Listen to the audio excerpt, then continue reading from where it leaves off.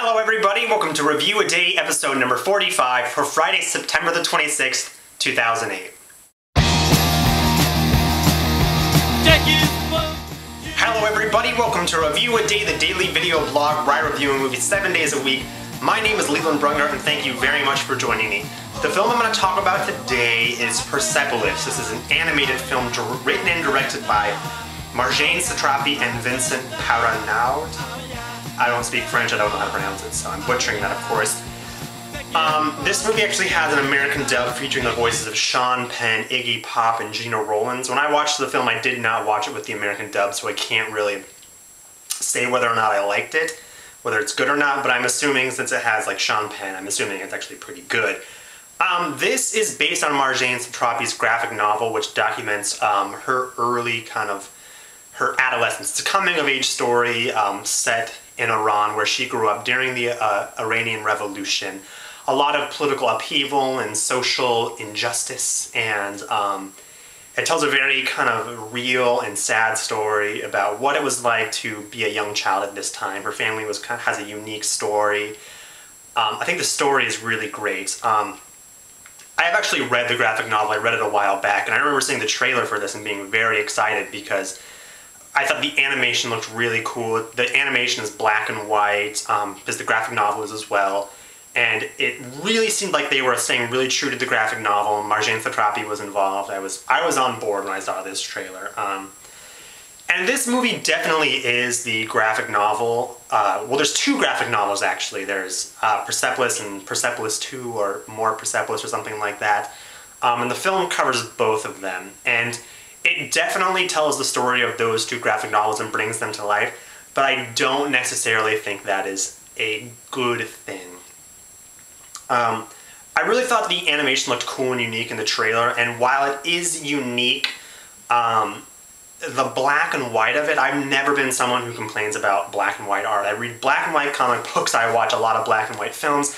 I really don't mind it, but there are sections in this film that are in color, and it felt like such a tease because those segments in the film really came to life for me, and so when it would go back to black and white, it just seemed that much more lifeless, and that kind of sucked the energy out in a way. Like, why would you show me these great segments in color if you're going to do it in black and white? And I know that they did it because the graphic novel was, and I think it works for the book, but I don't necessarily think it was the best decision for this film.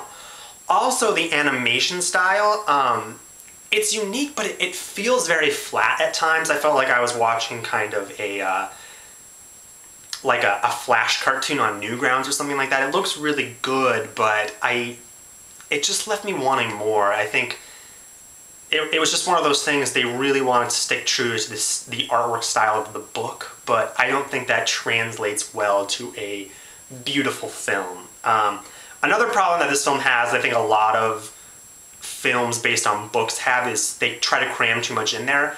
I wonder how this film would have played if they had just focused on like the first book, her actually growing up in Iran. The second book is more about her leaving Iran and traveling around and then coming back when she's much older. But I just felt like they were just like showing snapshots from the book that I wasn't getting any chance to get into it because it was moving so fast. And I know I often complain about movies being slow, but the opposite is true as well, that if it moves too fast, excuse me, I never got into it. I felt like I was just like, it's like, move along now, move along, you know, next story, and I don't know, there just wasn't something I really connected with about this film. I have the similar problem that I had with Into the Wild about this, where it's this really amazing story that I think is so incredibly interesting, but then when it comes onto film, it doesn't necessarily make a film I want to watch. And I'm really surprised. I actually give this movie a 2 out of 5 because I don't think it's that successful. I would recommend reading the book because I think it's far superior.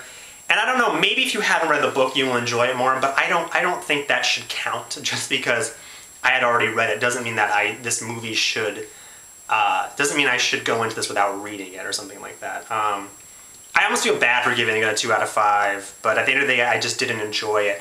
I actually highly recommend watching Grave of the Fireflies, which is a Japanese film about children in World War II, which I think is far superior. I kept thinking of that when I was watching this, and I just felt kind of let down, and you know, I feel reluctant to give it such a low rating, but I can't recommend it.